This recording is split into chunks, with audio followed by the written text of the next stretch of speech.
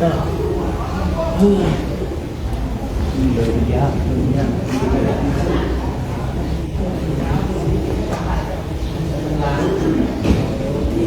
เขาเห็นวิญญาณปัดทุกอะไรนะคิดมากฮะเฮ้ยไม่ใช่ดิก็เป็นอันนี้ดิมี2 ไม้เหรอวะเนี่ย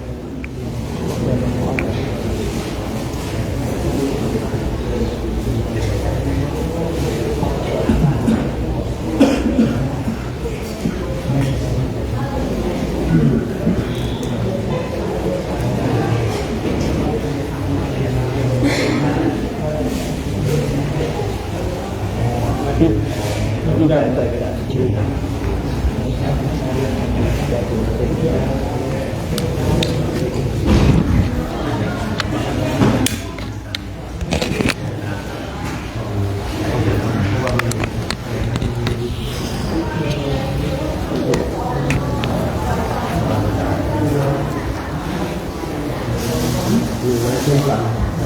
ยาก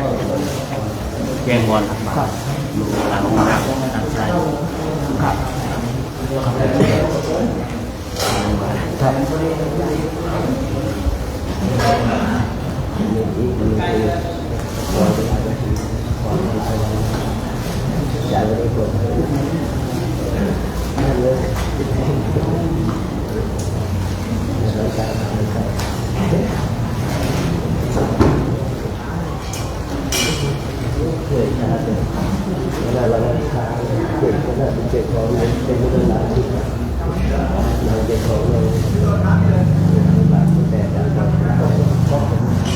กับวันนี้ก็แบบกับมีนั่งแก้มกับ1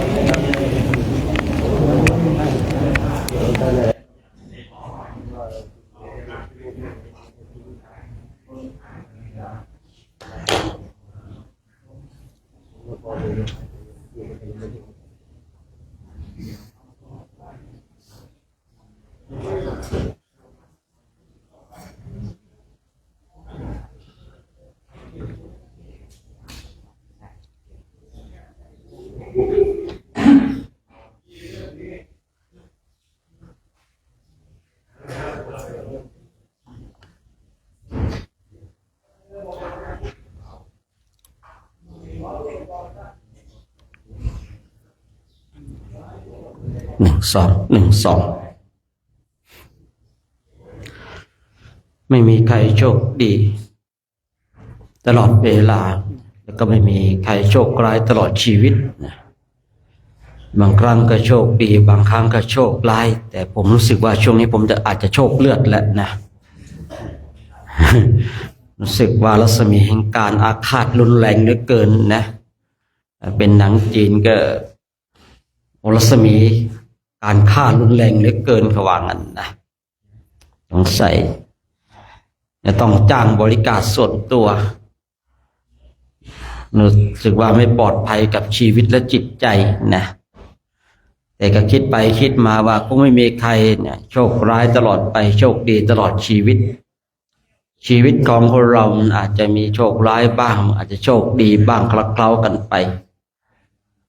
เมื่อใดที่ความโชคดีปรากฏเราก็อย่าไปชราใจเมื่อใดก็ตามที่ความโชคร้ายเกิดขึ้นเราก็อย่าไปเศร้าโศกเสียใจทุกสิ่งทุกอย่างไม่ว่าความโชคดีและโชคร้ายก็มีการเกิดขึ้นตั้งอยู่และดับไปสาระสำคัญเวลาโชคดีจิตของเราเป็นเช่นไรเวลาที่เราโชคร้ายเนี่ยจิตของเราเป็นเช่นไรนี่คือสาระสำคัญไม่มีใครหรอกนะที่ถูกชมตลอดเวลาไม่มีใครที่ไม่ถูกนินทาในโลกนี้พระพุทธเจ้าทรงตรัสไว้ศึกษาพระพุทธเจ้านะศึกษาคำสอนพระองค์แล้วนะมันจบทุกอย่างเนาะ นะเดินเดินไปได้ยินเขาดินทาเดินเดินไปได้ยินเขาใส่ร้ายผมกลัวคนที่สุดก็คือนะคนที่ชมนี่แหละนะน่ากลัวทำไมอ่ะผมเคยคุยผมเคยเขียนไว้ในตอนปัญญาภาษา2ภาษา3ถ้าให้ผมเลือกได้ระหว่างอยู่กับมิตรกับศัตรูผมจะเลือกอยู่กับศัตรูมากกว่ามิตรนะถ้าอยู่กับมิตรแล้วเราก็ไม่รู้หรอกนะว่าจะเป็นเช่นไรและความชราใจก็จึงเกิดขึ้นนะแต่ถ้าเราอยู่กับศัตรูของเราเนี่ยประมาทไม่ได้ทุกวันนี้ผมก็เลยมองเราท่านทั้งหลายเป็นศัตรูทุกคนเลยนะ นึกได้เลยเนาะว่าศัตรูเกิดขึ้นสิเย็นนี้ก็ไปเพิ่มสติกันหน่อยก็แล้วกัน22 ครับ22 รูปนะโอ้ดีใจกับแสงอรุณด้วยมีเพื่อนนะแสงอรุณเบิ้ลครับเบิ้ลเลยโอ้โหแสงอรุณเบิ้ลเลยเนาะก็ไม่เป็นไรอ่ะเนาะเพิ่มสติกันสักนิดหน่อยก็ยังดีนะก็ยังว่านะเนาะเรายังว่าแล้วผมเป็นคนหาเรื่องครับผมนะผมเป็นมารครับมารหาเรื่องคอยดูว่าช่องมันอยู่ตรงไหนบ้างนะท่านทั้งหลายก็ต้องจำบทสวดมนต์ว่าอย่าให้มารได้ช่อง ผมเป็นมารแล้วตอนนี้นะมารมาในรูปแบบพระที่รูปร่างหน้าตาก็ไม่ได้ขี้ริ้วขี้เลนะส่องกระจกดูแล้วก็ยังพอใช้ได้อยู่แต่ก็ดำไปหน่อยหนึ่งช่วงนี้นะไปดูกระจกแล้วโอ้โหดำแท้เนาะดำกันหมดเลยนะหน้าผากดีนะปีนี้เราหันหลังให้ตะวันนะเดินหันหน้าให้ตะวันก็ไปกันใหญ่เลยนะครีมกันแดดนี่ไม่ต้องเข้าเลยนะเจ๊งแน่นอนถ้าเข้ามานะเพราะว่าอะไรเราเดินขนาดนี้เนาะโอ้ภาคเพียรกันขนาดนี้นะคนควายกันขนาดนี้ก็ไม่ธรรมดาแล้วครับผมเนาะอะไรที่เราปรับปรุงให้มันดีเราก็ช่วยกันนะช่วยกันเพราะว่าคือเวลาที่สำคัญท่านทั้งหลายเวลาเนี่ยที่เป็นช่วงสิ่งสำคัญมากๆเลยนะไม่เป็นไรเราขับช้านิดเดียวใครครับท่านลองขับรถแล้วท่านลองใช้เวลาเพียงเสี้ยววินาทีลองหักหลบสิโอ้ยครั้งก่อนไปนะแป๊บเดียวเสี้ยววินาทีหมดไปกับแสนนะครับผมแค่เสี้ยววินาทีนะครับผมหมดไปกับแสนนะโอ้โหใครอย่าคิดว่าเวลาไม่สำคัญนะครับโอ้ยช้าแป๊บเดียวไม่เป็นไรหรอกเป็นครับผมเป็นแน่นอนเลยครับยิ่งถ้าขับรถขับลานะครับนะโอ้โหแค่เสี้ยววินาทีครับผมอันตรายนักแลฉะนั้นเนี่ยเรื่องเวลาเป็นสิ่งที่สำคัญผมเองเนี่ยเรื่องของเวลาเนี่ยผมก็จะเป็นคนที่แบบเรื่องของเวลาผมจะเป๊ะมากนะเป๊ะมากไปแสดงธรรมที่ไหนนะครับเขาให้1 ชั่วโมงผม55 นาทีหรือ50 นาทีก็พอแล้วไม่มีการแถมนะครับหรือว่าเราท่านทั้งหลายนัดกัน6:25 30ยังไม่มาต่อไปปกติเราเลิก3 ทุ่มผมก็จะเลิก4 ทุ่มงี้ก็ได้นะครับผมเลิก5 ทุ่มอย่างเงี้ยนะตี 2ระฆังดังเนี่ยเลิกทำก่อนง่ายนะตี 2ระฆังดังตี 3นั่งสมาธิจนถึงตี 4ทำวัดสวดมนต์อย่างเงี้ยเนาะโอ้โหไม่ไหวที่จะบรรลุธรรมกันแล้วก็ฮะอันก็ว่ากันไปนะครับเนาะยังไงก็เรื่องของเวลาที่สิ่งสำคัญนั้นทั้งหลายท่านจะขึ้นเครื่องเนี่ยแต่ท่านไม่เป็นไรช้าแป๊บเดียวไม่เป็นไรเนี่ยไม่รอหรอกครับผมประสบการณ์การตกเครื่องนี่บ่อยเหลือเกินเนาะไม่เป็นไรครับอาจารย์เดี๋ยวขับรถไปแป๊บเดียวเองแป๊บเดียวครับนะแป๊บเดียวนะต้องเสียตั๋วให้ผม2 รอบเพราะอะไรไอ้รอบแรกไม่ทันไงครับผมตกเครื่องไอ้รอบ2ต้องซื้อเดี๋ยวนั้นมาแพงด้วยนะเวลาสำคัญนะครับผมในเรื่องของเวลาเนี่ยต้องเป๊ะต้องชัดเจนถ้าไม่เป๊ะไม่ชัดเจนเนี่ยเรานั่นแหละจะเป็นผู้ที่เสียโอกาสหลายๆอย่างเพราะมีคนมากเหลือเกินที่ตายเพราะว่าเสี้ยววินาทีเนี่ยมากเหลือเกินแล้วก็บุคคลหนึ่งก็เพียงเสี้ยววินาทีเนี่ยเรื่องของเวลานี่มัน มันสำคัญมากๆเลยนะฉะนั้นเราท่านทั้งหลายเนี่ยพึงรักษาเวลากันนะรักษาความดีดุจเกลือรักษาความเค็มนะเพราะว่าเราก็ต้องมีความกระตือรือร้นนะแต่ทุกสิ่งทุกอย่างแนวโน้มไปในทิศทางที่ดีนะครับผมถ้าให้ผมตีเนี่ย100%เนี่ย85ครับเนาะ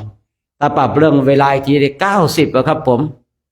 นะ90อีก10นึงเอาไว้แก้ตัวให้นะแล้ว85เนี่ยถือว่าโอเคเลยนะ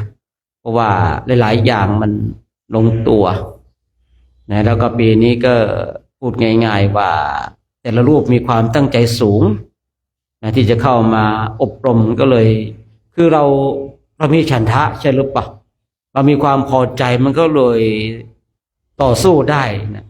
ลองถ้าเรามีใครบังคับมาดิเหมือนกับเจ้าวาดรูปหนึ่งบังคับลูกวัดมานะไม่ผ่านห้ามเข้าวัดโดยเด็ดขาดเนี่ยโอ้ยท่านทั้งหลายเอ้ยเดี๋ยวก็ไปโน่นเดี๋ยวก็ออกเดี๋ยวก็ก่อกวนเดี๋ยวก็โน่นนี่นั่นน่ะกลับวัดก็กลับไม่ได้อยู่ที่นี่ก็ทำไม่ได้ไงเจ้าวาดเลยสั่งเลยว่าถ้าไม่ผ่านห้ามกลับวัดโดยเด็ดขาดนะความพอใจไม่มีเมื่อความพอใจไม่มีวิริยะไม่เกิด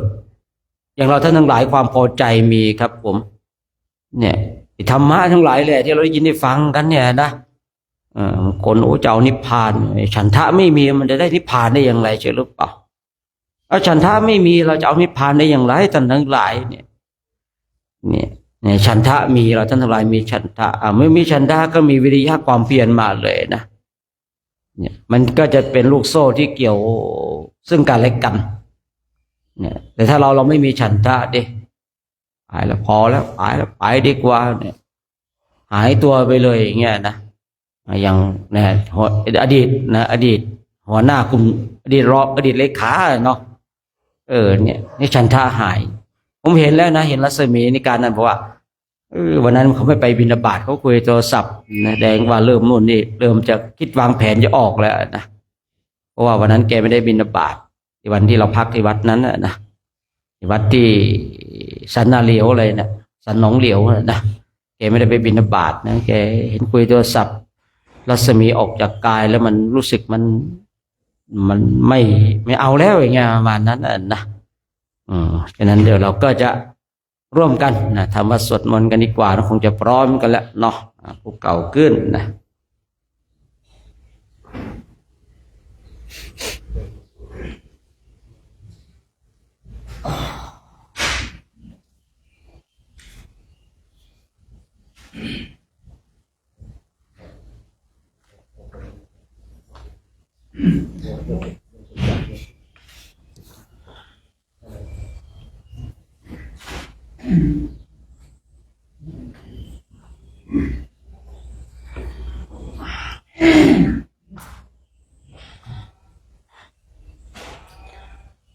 ต่อไปจะได้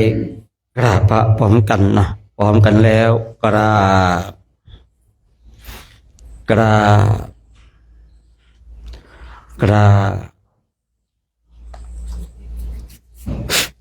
เปิดหนังสือไปหน้าที่2หน้าที่2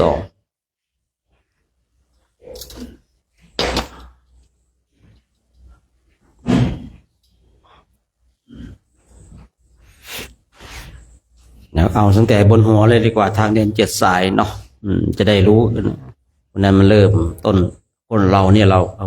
ตั้งแต่ทางเดินเลยดีกว่าเนาะทางเดิน7 สายคนเราทุกคนจะทางนั้นจะต้องรู้จุดหมายปลายทางที่จะเดินเสียก่อนว่าเป้าหมายที่จะเดินทางนั้นอยู่ที่ไหนและการที่จะไปได้นั้นต้องเดินทางโดยวิธีใดต้องเตรียมตัวเพื่อจะเดินทางไปโดยความไม่ประมาทไปอย่างยิ้มแย้มแจ่มใสมีความพร้อมสำหรับการเดินทางชีวิตของคนเราตายทำลายขันแล้วมีทางเดิน7 สายเท่านั้น คือหนึ่งนิพพานสายนี้ไปเพราะเจริญสติปัฏฐานสี่หรือเจริญวิปัสสนากรรมฐานสองทางไปพรหมโลกสายนี้ไปเพราะอำนาจฌานผู้จะไปต้องเจริญสมถกรรมฐานจนได้บรรลุปฐมฌานเป็นต้นจึงจะไปได้สามทางไปสวรรค์หกชั้นสายนี้ไปเพราะมหากุศลเช่นการฟังธรรมเรียนธรรมสร้างโบสถ์วิหารวัดวาอารามทอดกฐินผ้าป่าสร้างสะพานหรือสาธารณประโยชน์เช่นมาฆมานพทางมิกะอุบาสกเป็นตัวอย่างสี่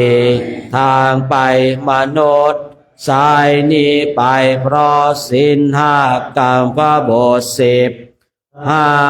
ทางไปเป็นสัตว์เดรัจฉานสายนี้ไปเพราะโมหะคือความหลง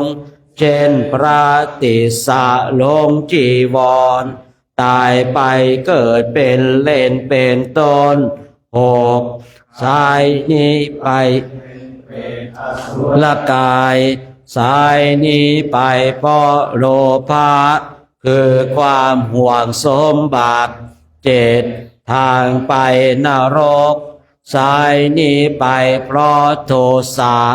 คือความโกรธเมื่อเรารู้ทางเดินเช่นนี้แล้ว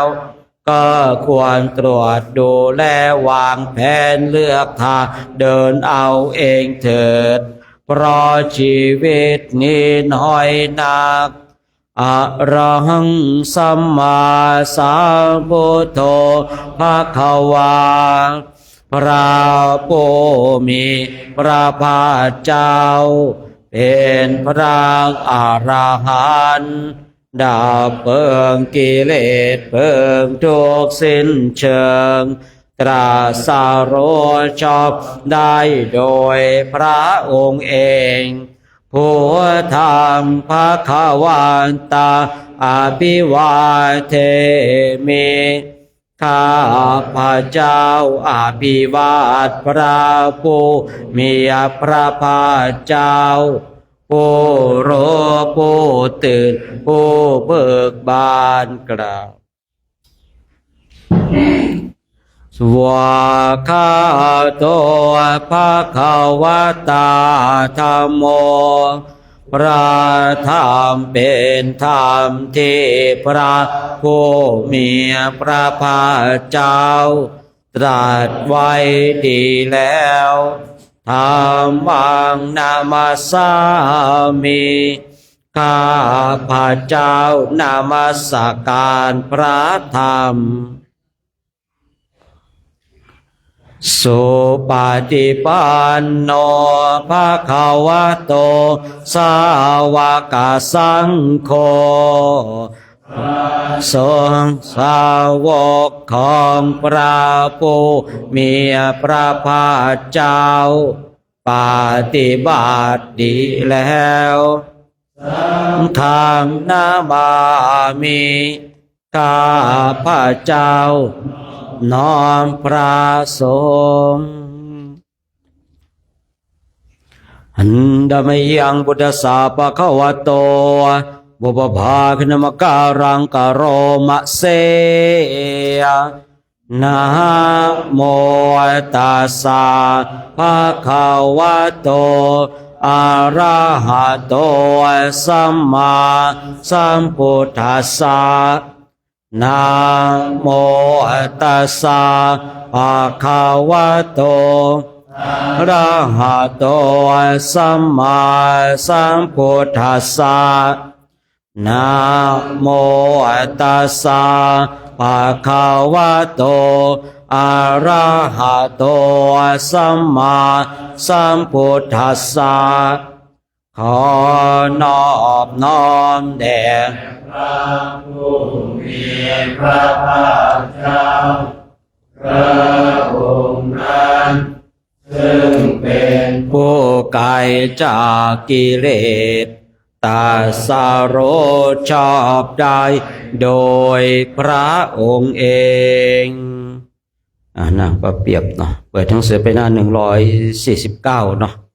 ลองสวดลองดินะไม่เคยสวดสักทีนั่นบทนี้นะ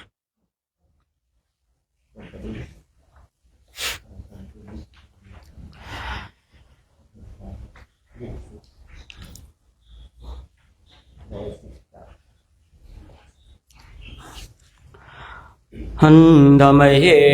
งอาตานาติยาปริตะคาทายโยนา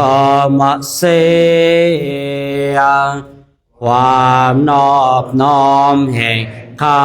พระเจ้าจงมีแด่พระวิปัสสิพระพุทธเจ้าผู้ทรงมีพระปัญญาจากสุผู้ทรงไว้ซึ่งพระสิริความนอบน้อมแห่งข้าพระเจ้าจงมีแด่พระสิกขีพระพุทธเจ้าผู้ทรงมีพระทัยอนุเคราะห์ต่อสัตว์ทั้งปวง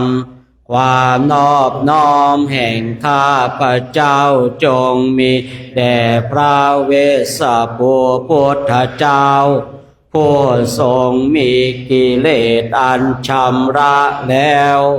ผู้ทรงมีตบะธรรมความนอบน้อมแห่งข้าพระเจ้าจงมีแด่พระกักกุสันทพุทธเจ้าผู้ทรงย่ำยีเสียซึ่งมารและเหล่าเสนาทั้งหลาย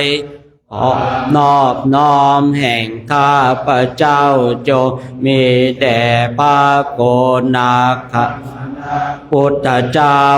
ผู้ทรงปล่อยบาปแล้ว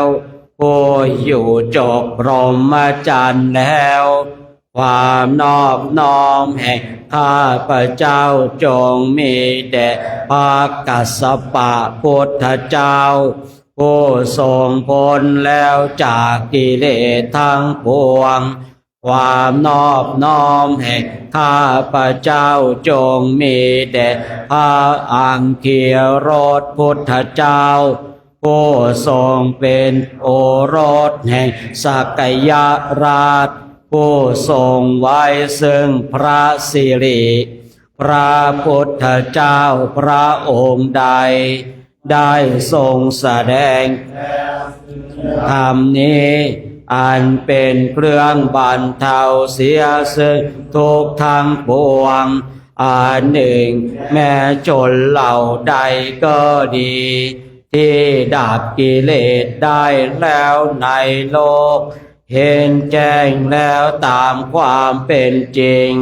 ชนเหล่านั้นเป็นผู้ไม่มีความส่อเสียดเป็นผู้ทรงความเป็นใหญ่ปราศจากความพรั่งพร้ามแล้วเทวดาและมนุษย์ทั้งหลายพากันน้อมอยู่พระองค์ใดผู้ทรงเป็นโคตมโคตผู้ทรงเกื้อกูลแก่มนุษย์และเทวดาทั้งหลายผู้ทรงถึงพร้อมแล้วด้วยวิชาและจารณะผู้ทรงความเป็นใหญ่เป็นผู้ปราศจากความคลั่งคล้ำแล้วข้าพระเจ้าทั้งหลาย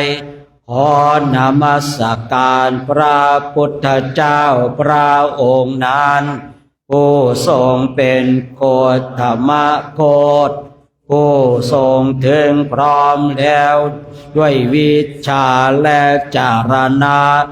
ข้าพระเจ้าขอนอบน้อมแด่พระพุทธเจ้าทั้งหลายทั้งปวงผู้แสวงหาคุณอันใหญ่ ซึ่งได้อุบัติแล้วคือพระทังกรผู้กล้าหาญพระเมธังกรผู้มียศใหญ่พระสรณังกรผู้เกื้อกูลแก่โลกพระทิปังกรผู้ทรงไว้ซึ่งปัญญาอันรุ่งเรืองพระโกฏัญญาผู้เป็นประมุขแก่หมู่ชนพระมังคลาผู้เป็นบุรุษประเสริฐพระสุมาณาผู้เป็นเทระบุรุษมีพระหฤทัยงามพระเรวตาผู้เพิ่มพูนความยินดีพระโสภิตาผู้สมบูรณ์ด้วยพระคุณพระอนุมัติสีผู้อุดมอยู่ในหมู่ชนพระปฐุมาผู้ทำให้โลกสว่างพระนารถาผู้เป็นสารถีประเสริฐพระปฐุมมุตตราผู้เป็นที่พึ่งของหมู่สัตว์พระสุเมธาผู้หาบุคคลเปรียบมิได้พระสุชาตาผู้เลิศกว่าสัตว์โลกทั้งปวงพระปิยทัสสีผู้ประเสริฐกว่าหมู่นรชนพระอัฏฐทัสสีผู้มีพระกรุณาพระธรรมทัสสีผู้บรรเทามืดพระสิทธัตถะผู้หาบุคคลมิได้ในโลกพระติสสะผู้ประเสริฐกว่านักปราชญ์ทั้งหลายพระพุทธพุทธเจ้าผู้ประทานธรรมอันประเสริฐพระวิปัสสีผู้หาที่เปรียบมิได้พระสิกขีผู้เป็นศาสดาผู้เกื้อกูลแก่สรรพสัตว์พระเวสสผู้ประทานความสุขพระกัสสปะผู้สมบูรณ์ด้วยสิริพระโคตมะผู้ประเสริฐแห่งหมู่สักยราชพระสัมมาสัมพุทธเจ้าเหล่านั้นและพระพุทธเจ้าอื่นผู้พระองค์เสมอด้วยพระพุทธเจ้าผู้ไม่มีใครเปรียบทุกพระองค์ล้วนทรงฤทธิ์ยิ่งใหญ่พระพุทธเจ้าทุกพระองค์ทรงพระทศพลญาณและพระเวสสารัชญาณทรงยืนยันความตรัสรู้อันประเสริฐกล้าของพระองค์พระพุทธเจ้าเหล่านี้ทรงปราศจากความคลั่นครามบรรลือสีหานาถในท่ามกลางพุทธบริษัทประกาศธรรมจากอันประเสริฐในโลกไม่มีผู้ใดจะคัดค้านได้พระองค์ผู้เป็นผู้นำทรงคุณสมบัติของพระพุทธเจ้า18ประการทรงประกอบด้วยพระพุทธลักษณะ32ประการและพระอนุลักษณะพระพุทธเจ้าทุกพระองค์ทรงพระฉัพพนรังสีโดยรอบหนึ่งว่าทรงเป็นมุนีผู้ประเสริฐผู้แจ้งธรรมทั้งปวงสิ้นอาสวะและเป็นผู้ชนะทรงมีพระรัศมีสว่างไสวทรงมีเดชมากมีปัญญามากมีกำลังมากมีความกรุณาใหญ่หลวงมั่นคงประทานความสุขแก่ชนทั้งหลายองค์ทรงเป็นที่พักที่พึงที่พักนับคุ้มของโลกภัยของสรรพสัตว์ ทรงเป็นญาติเป็นผู้อุปถัมภ์เป็นผู้ขจัดทุกข์และกระทำประโยชน์พระพุทธเจ้าทุกพระองค์ทรงเป็นที่พึ่งของชาวโลกและเทวดาข้าพระองค์ขอไหว้พายุคลบาทของพระพุทธเจ้าเหล่านั้นโดยเสียงก้าวขอนอบไหว้พระพุทธเจ้าผู้เป็นบุรุษประเสริฐข้าพระองค์ขอไหว้พระตถาคตเจ้าเหล่านั้นในเวลายืนเดินนั่งนอนด้วยวาจาด้วยใจเสมอขอพระพุทธเจ้าทั้งหลายผู้ประทานพระนิพพานจงคุ้มครองท่านให้มีความสุขเสมอเมื่อพระองค์คุ้มครองท่านแล้วขอให้ท่านปลอดเถิดขอท่านจงปลอดจากโรคทั้งปวงปราศจากความเดือดร้อนทุกอย่างไม่มีใครปองร้ายเป็นผู้สงบขอพระพุทธเจ้าเหล่านั้นจงคุ้มครองข้าพเจ้าให้เป็นผู้ปราศจากโรคมีความสุขด้วยพลานุภาพแห่งความศักดิ์สิทธิ์ขันติและเมตตาธรรมเหล่าคนทานผู้มีฤทธิ์มากในทิศบุรพาจงคุ้มครองข้าพเจ้าให้เป็นผู้ไม่มีโรคมีความสุขเหล่ากุมพันผู้มีฤทธิ์มากในทิศทักษิณจงคุ้มครองข้าพเจ้าผู้ไม่มีโรคมีความสุขเหล่าหน้าผู้มีฤทธิ์มากในทิศปัจฉิมจงคุ้มครองข้าพเจ้าให้เป็นผู้ไม่มีโรคมีความสุขเหล่ายักษ์ผู้มีฤทธิ์มากในทิศอุดรจงคุ้มครองข้าพเจ้าให้เป็นผู้ไม่มีโรคมีความสุขท้าวทัตตรสผู้รักษาโลกในทิศบุรพาท้าววิรุฬหกรักษาโลกในทิศทักษิณท้าววิโรปักษ์รักษาโลกในทิศปัจฉิมท้าวกุเวนรักษาโลกในทิศอุดรพอมหาราชผู้รักษาโลกทั้งสี่พระองค์ผู้มีบริวารมากดังนี้เขาจงคุ้มครองข้าพเจ้าให้เป็นผู้ไม่มีโรคมีความสุขขอเหล่าเทวดาและนาคมีฤทธิ์มากสถิตอยู่ในอากาศและบนพื้นดินจงคุ้มครองข้าพเจ้าให้เป็นผู้ไม่มีโรค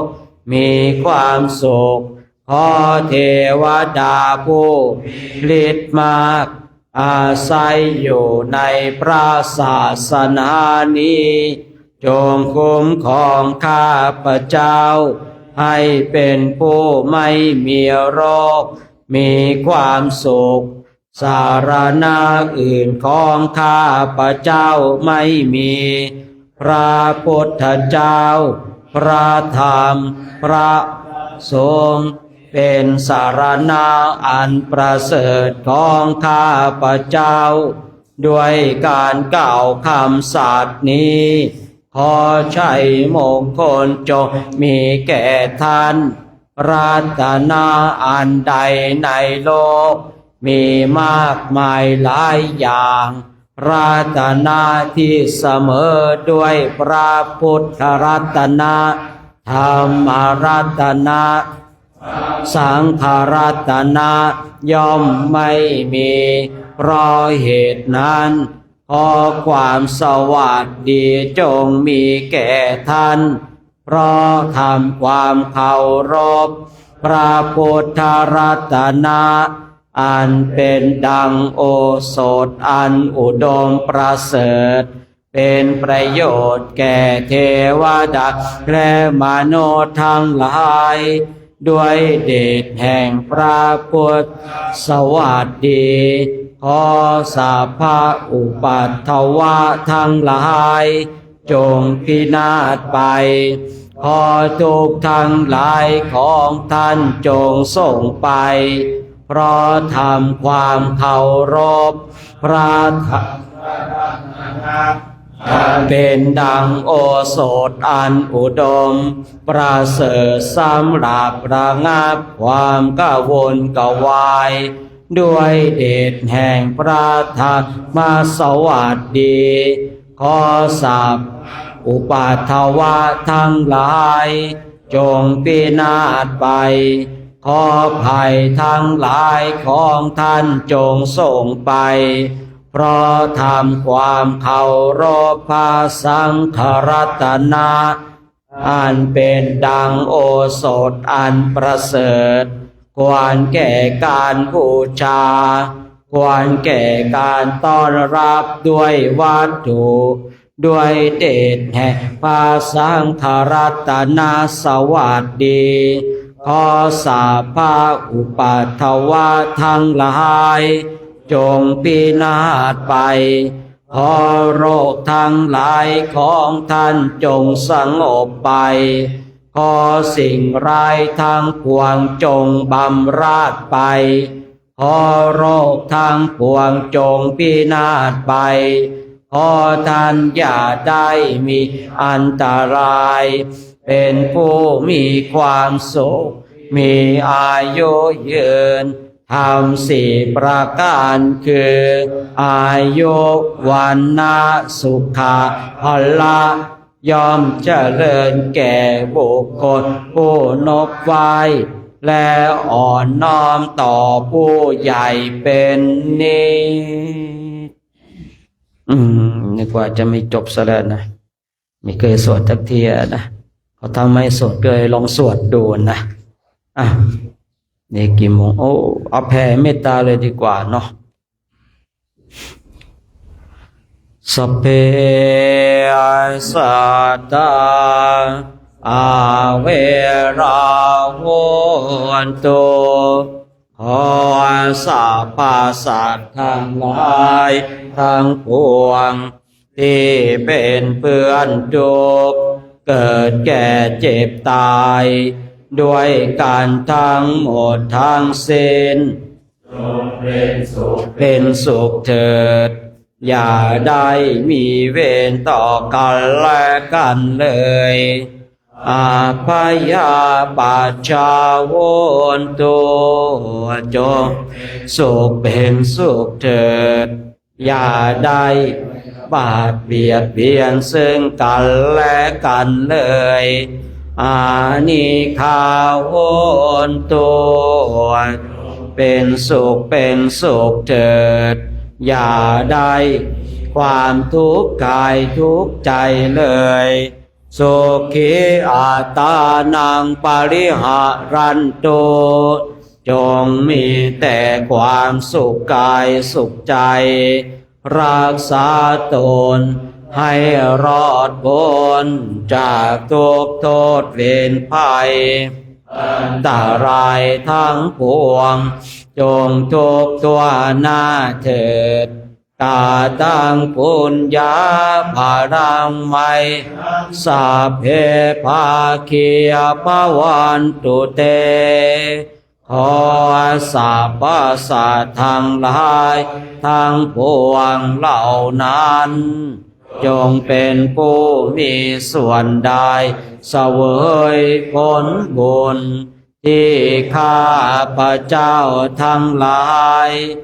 ได้บำเพ็ญแล้วนี้เถิด การธรรมสวดมาในช่วงนี้ก็สมุดจุติไว้เพียงเท่านี้นะต่อไปก็จะได้กราบพระแล้วก็จะได้ไปตักอาหารกันเนาะคุกเข่าบนมือขึ้น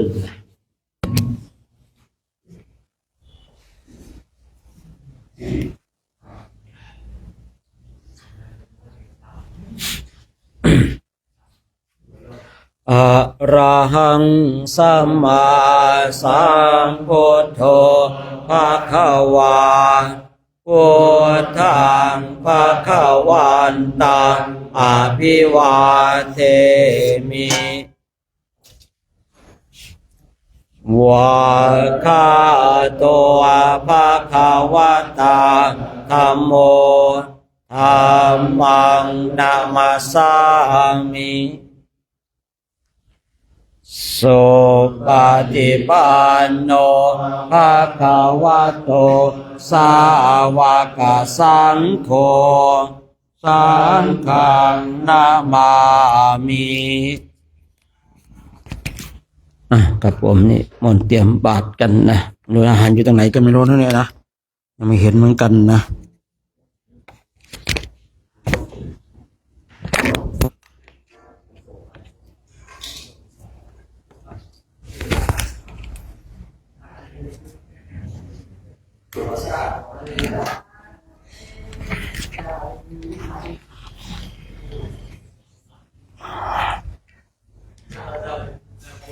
ได้เวลาตักอาหารญาติโยมนะ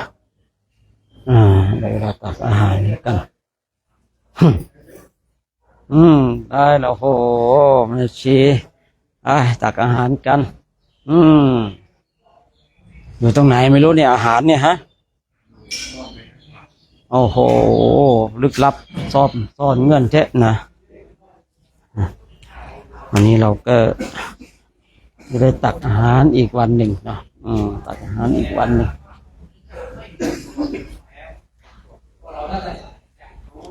วันนี้เดชพระคุณหลวงพ่อมาด้วยเนาะเดี๋ยวเรารอเดชพระคุณหลวงพ่อแป๊บหนึ่งเอาตั้งแถวรอเลยเด้อ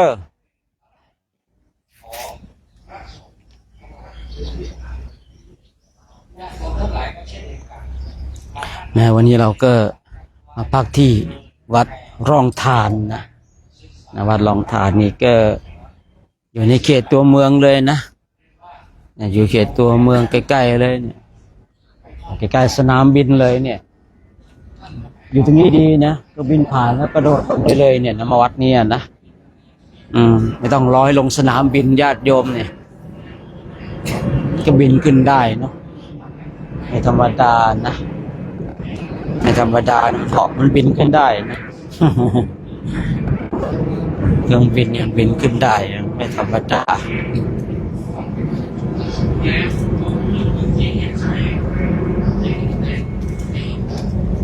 ก็ส่วนใหญ่ท่านทุกคนก็จะได้รู้จักพระสงฆ์นั่นแหละเป็นหลักสำคัญเลยอันนี้หมดแล้วนะครับอาจารย์จากตั้งแถวรับยังไงบ้างครับ ตอนนี้ก็จัดภัตตาหารไว้จำนวน2 แถวนะครับผม2 แถวก็คงจะได้รับเป็น2 แถวนะครับเนาะแถวละประมาณ40 รูปก็แล้วกันแล้วก็ภัตตาหารทั้ง2 แถวนี้ก็เหมือนกันนะครับวันนี้อาหารจัดไว้โอ้โหไม่ธรรมดานะมี2 แถวเลยเนาะเหมือนกันนะครับแต่ละรูปได้ก็จะได้ภัตตาหารเหมือนกันนะครับทั้งฝั่งซ้ายฝั่งขวากลุ่มไหนอันนี้กลุ่มไหนเนี่ยกลุ่มอะไรแล้วเนี่ยกลุ่มอะไรข้างหลังกลุ่มอะไรเก็บไปแล้ว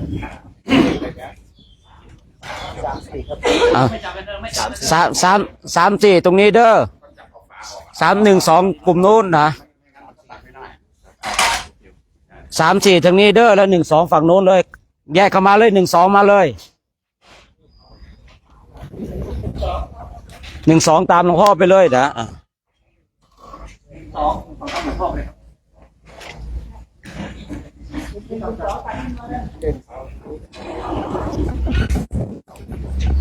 แม่วันนี้ตะบาแตกอันเดียวนี้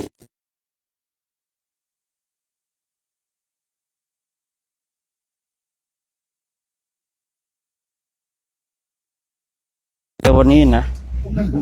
ปกติฉันข้าววันละ2-3 คำแล้วนะครับเล็กๆน้อยๆนะ ผมหนึ่งสองแยกขึ้นมาเลยครับผม ลองดูมาเลยครับ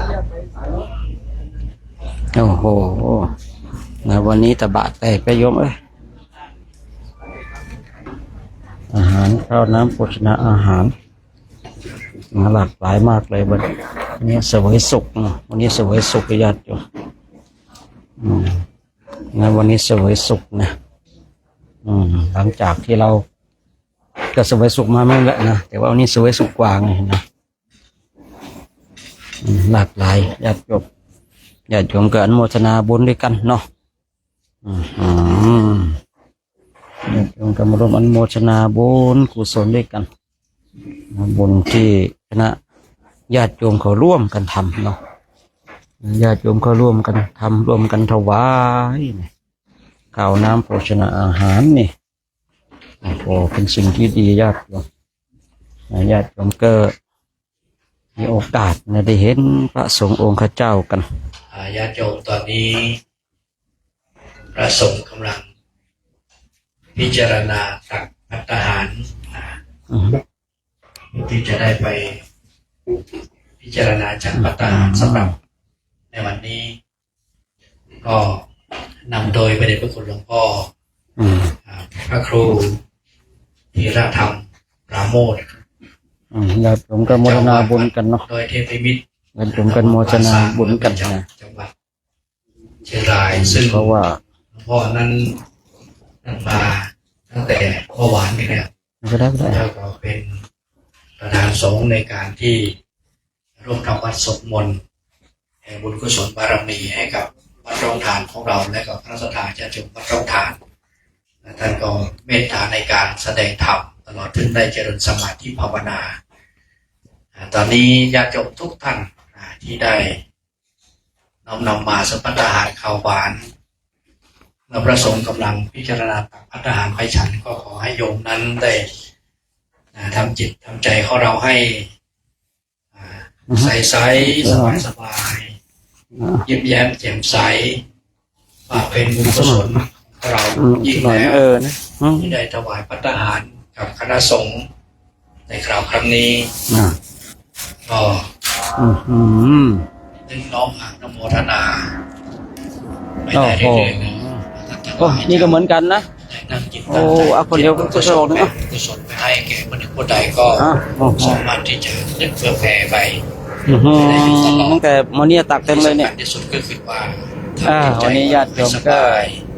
ร่วมอนุโมทนาบุญกันเนาะนี่ก็อานิสงส์ก็จะเกิดขึ้นกับพวกเราท่านทั้งหลายอย่างมากเลยทีเดียววันนี้ก็ถือโอกาสได้แจ้งต่อหลวงพ่อประธานสงฆ์ท่านหลวงพ่อพระครูธีรธรรมปราโมทย์ว่าคณะสงฆ์วัดร่องทานคณะสดาวัดร่องทานนอกจากได้ถวายภัตตาหารข้าวหวานสำหรับวันนี้แล้วยังมีน้ำปันนะหลายอย่างเลยหลวงพ่อได้ถวายติดรถไปแล้วก็นอกจากนั้นก็มีกีฬาเภสัชยุกยาหลายอย่างเลยจัดซื้อมาไว้เรียบร้อยแล้วจะถวายให้ทางหลวงพ่อไปเพื่อที่จะได้ดูแลพระสงฆ์ในระหว่างทางเจ็บไข้ได้ป่วยเด็กน้อยก็ปฐมพยาบาลเบื้องต้นได้ยาแก้ปวดแก้ไข้แก้ท้องเสียยาวิงเวียนศีรษะหรือว่านวดพระสงฆ์เนาะพระสงฆ์องค์เจ้าคลายกล้ามเนื้อมีเห็นพระสงฆ์ทางกายพิจารณาอาหารกันก็มีเตรียมไปพร้อมเลยทีเดียวได้เห็นเนาะนอกจากนั้นยังไม่พอสถานญาติโยมทั้งหลายอย่างบุญกุศลกันนะได้ร่วมกันบริจาคจตุปัจจัยเป็นจตุปัจจัยถวายให้กับทางวัดร่องทานไว้เรียบร้อยแล้วเพื่อที่จะได้น้อมถวายเข้าโครงการจาริกปฏิบัติธรรมตามรอยบาทพระศาสดาที่พระเดชพระคุณหลวงพ่อได้จัดขึ้นมาซึ่งปีนี้ก็เป็นปีที่12แล้วแต่ปีที่12นั้นคณะสงฆ์วัดร่องทานคณะสถาวัดร่องทานกำลังเพิ่งได้ต้อนรับคณะสงฆ์เป็นครั้งแรกในปีที่12นี้แล้วก็ วาดฝัน มีด้ว เอา ย ไว้ นะครับ ว่า ถ้าว่าหลวงพ่อยังจัดงานนี้อยู่ เออ ก็อยากจะบอกว่าคณะสงฆ์วัดร่องทานคณะสถาวัดร่องทานยินดี ข้าว ต้ ห อ ลานม รับ ข้าวหลามครับข้าวหลามน่าจะอร่อยอยู่ ทุ ครับ กครั้งทุกปีที่จะจัดไปในปีข้างหน้า ขอให้ได้โปรดเมตตานำคณะสงฆ์ได้มาพักที่วัดร่องทาน เพื่อที่จะได้คณะสงฆ์วัดร่องทานคณะสถาวัดร่องทานได้ร่วมทำบุญกับคณะสงฆ์ในทุกๆปีไปข้างหน้าก็แล้วกันขอความเมตตาไม่ได้ประคุณหลวงพ่อคณะสงฆ์ได้มาอีกนะได้มาอีก แล้วก็ในคราวครั้งนี้นั้นถ้าหากว่าการต้อนรับอย่างหนึ่งอย่างใดที่อาจจะขัดตกบกพร่องไปเท่ากับผมก็ถือโอกาสนี้ได้ขอเข้ามาแล้วก็ยินดีในการที่จะได้ปรับปรุงแก้ไขในโอกาสต่อไปซึ่งก็ผิดพลาดนิดหน่อย ไม่ได้ถามข้อมูลละเอียดว่ามีการ เอา จัดพัฒนา คือให้อาจารย์มิตรก็ต้องบอกนะ ถ้าหากว่าได้ คือให้อาจารย์มิตร ถามละเอียดกว่านี้สักนิดหนึ่งก็จะได้ถวายพัฒนาหารเข้าร่วมในช่วง ไม่ พัฒ สี่ นา สีเลย ด้วย นะบอกว่าไม่เหมือนกันเหมือนกันนะให้อาจารย์มิตรให้อาจารย์มิตรไม่เหมือนกันเหมือนกันนะ คณะสงฆ์มาใหม่ก็จะได้จัดให้ครบถ้วนสมบูรณ์โดยการที่ว่า ญาติ จะ โยม ถ โมท วาย นา พัฒ บุญ นา กันเด้อ ข้าว ญา ต้ม ติโยมเด้อโมทนา ใน บุญ ภาค กัน เช้า จะได้ฟังสันเจาวาดคุยไปไหนเนี่ย ก่อนที่จะได้ออกบิณฑบาต นะ แล้วก็สายๆมาก็จะได้ถวายพัฒนาหารข้าวหวานเหล่านี้ ก็จะได้เป็นแนวทางในการที่จะแก้ไขไปในโอกาสต่อไป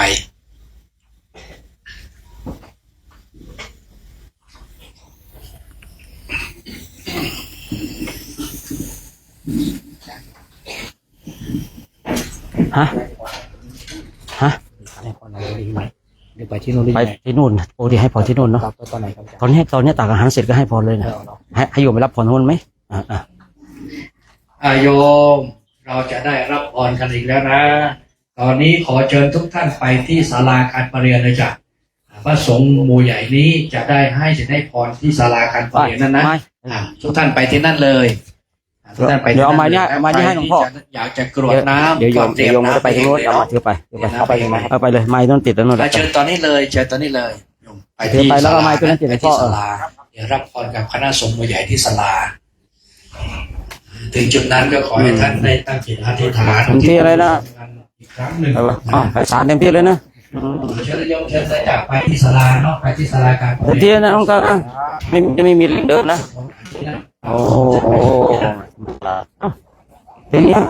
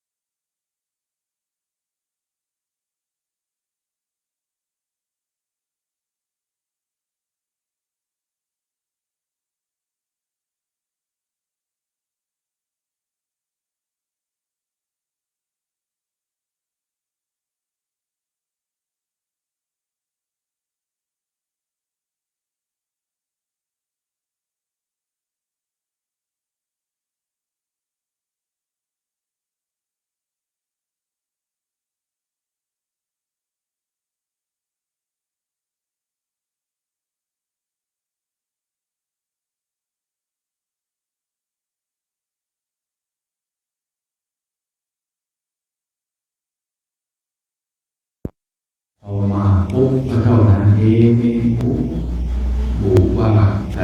ญาติโยมก็ใส่บาตรกันนะใส่บาตรกันอุ้ยเต็มที่พระภิกษุซึ่งยังเป็นกำลังปฏิบัติธรรมอยู่ฉันไปก็สงสัยไปลืมพิจารณาอาหารว่านี่สักตวธาตุแล้วพิจารณาไปฉันอาหารไปก็สงสัยแปลกเช้านี้เราบิณฑบาตไม่ได้อะไรเลยกลับมาหมู่บ้านนี้กลับได้เยอะแยะหมดเป็นเพราะอะไรพอฉันข้าวเสร็จก็รีบมาเฝ้าองค์สมเด็จพระสัมมาสัมพุทธเจ้าว่านี่เพราะอะไรเนาะเมื่อเช้าหม่อมฉันออกบิณฑบาตไม่ได้จึงรีบมาเฝ้าพระผู้มีพระภาคเจ้าพอเฝ้าเสร็จแล้วพระผู้มีพระภาคเจ้าบอกชี้ทางให้ไปบิณฑบาตอีกหมู่บ้านหนึ่งก็มีผู้คนใส่บาตรแย่งกันใส่บาตรเยอะแยะเหลือเกินพระผู้มีพระภาคเจ้าได้ตรัสตอบความสงสัยของพระภิกษุนั้นว่าโอ้ยภิกษุก็คนในหมู่บ้านนั้นเป็นญาติของเธอได้เคยอุปถัมภ์ค้ำชูกันไว้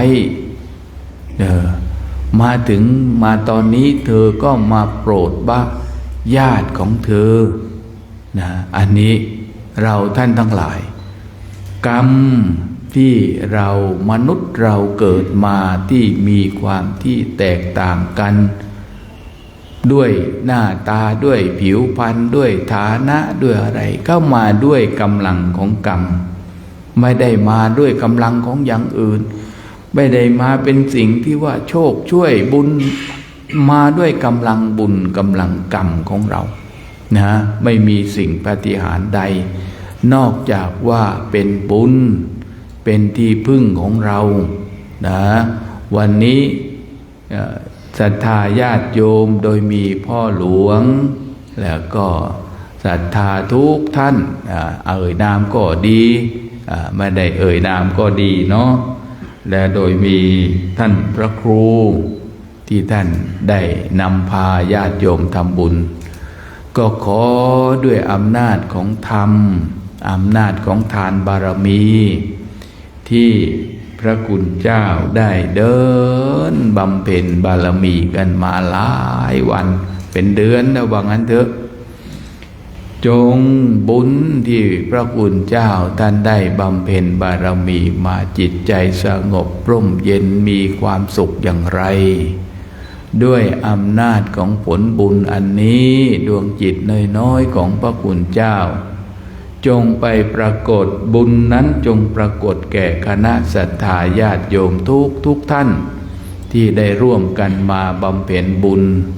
ในวันนี้และที่ได้ร่วมกันใส่บาตรก็ดีก็ขอให้มีคำว่าความสุขความเจริญโภคะในทรัพย์สมบัติทั้งในปัจจุบันทั้งในสัมปรายภพข้างหน้าและด้วยอำนาจของทานช่วยปกป้องคุ้มครองรักษาให้ท่านนั้นไม่ได้ตกไปสู่ในสถานที่ทุกข์นำพาให้ท่านทั้งหลายไปถึงที่สุขคือพระนิพพานด้วยกันทุกคนทุกท่านด้วยเถิดประเคนบอกกับญาติโยมให้ถือไม้ด้วยถือไม้ด้วยไม้นี่ก็ไม่เปิดให้กล่าวหน่อยยังได้ของเก็บข้าวโยมปัจจัยทุกอย่างที่ท่านทั้งหลายได้ร่วมทำบุญมานะตอนนี้ได้เวลา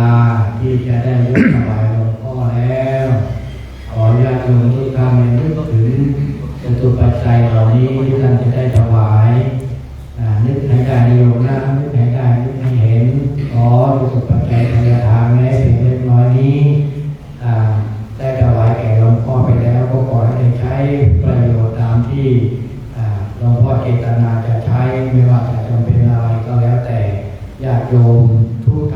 ่าน ายให้เป็นอำนาจของหลวงพ่อที่จะได้ใช้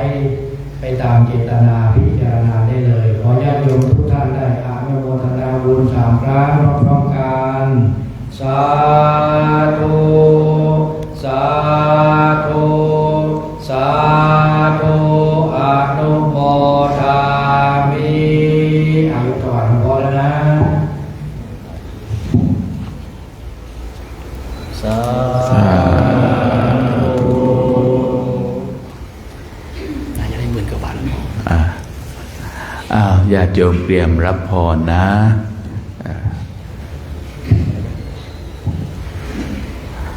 เตรียมรับพรกรวดน้ำหยาดน้ำหยาดน้ำเฮาก็กึดเน้อกึดในจิตคิดในใจเน้อนึกถึงหมู่ญาติตายเก่าเน่าเหมินบ่ฮู้ว่าอยู่ต่อเจนใดเจนใดให้มาร่วมอนุโมทนาบุญกุศลนะญาติปัจจุบันญาติอดีตให้พ้นจากทุกข์ไกลจากเวรกันนะยะถาวาริวาหาปุราปริปุเรนติสากรังเอวเมวะอิโตตินังเปตานังอุปกัปปติอิจิตังปฏิตังตุมหังคิปะเมวัสมิจตุสัพเวปุเรนตุสังกปาจันโทปนรสโสยถามณิโชติระโสยถาอิติโยเทวาฉันตุสัมปะโรโกวินาสันตุมาเตมภวันตารายโยสุขิติภาวะอภิวาจนะสิริสานิบุตตาปัจจายโนจันตาธรรมาวันตันติอายุวันโนสุขังภาลังกโตเวปัสสันนังกังธรรมวิชานตังอาเคปัสสันนานังทักขิเนยเยอนุนตเรอาเคธัมเมปัสสันนานังวิราคุมปัสสะเมสุเขอาเคสังเกปัสสันนานังทนยาเขตายอนุนตเรอาสมิงทานังทัตตังอังทนยังภวันตติยังอายุจาวันโนจายาโสเกียรติสุภาลังอาสถานตาเมอาวิสามะยมาหิโตเทวะภูมโนโสวาคาปานปะโมตเตติมวตุสัมปะมังปะเทวตาสัมนัสสัทธาสุติภาวันตุเตภาวตุสัพพมังด เทวตาสัมมานุภาเวนัสสะทาโสติภาวันตุเตภวตุสัพพมังคลังรักขันตุสัพพเทวตาสังฆานุภาเวนัสสะทาโสติภาวันตุเตหันธรรมยังทาตุปฏิกุลปินตาปาตังพนามาสียาปัจจยังภวันตมานังตุมาตเมเวตังยันติตังปินตาปาตัวกะกุกะกุลจะปวงกาโลนตานตุมัตตะโกนิสัตโตนิสิวสุญโยสัพโพปนายังอินทปาโต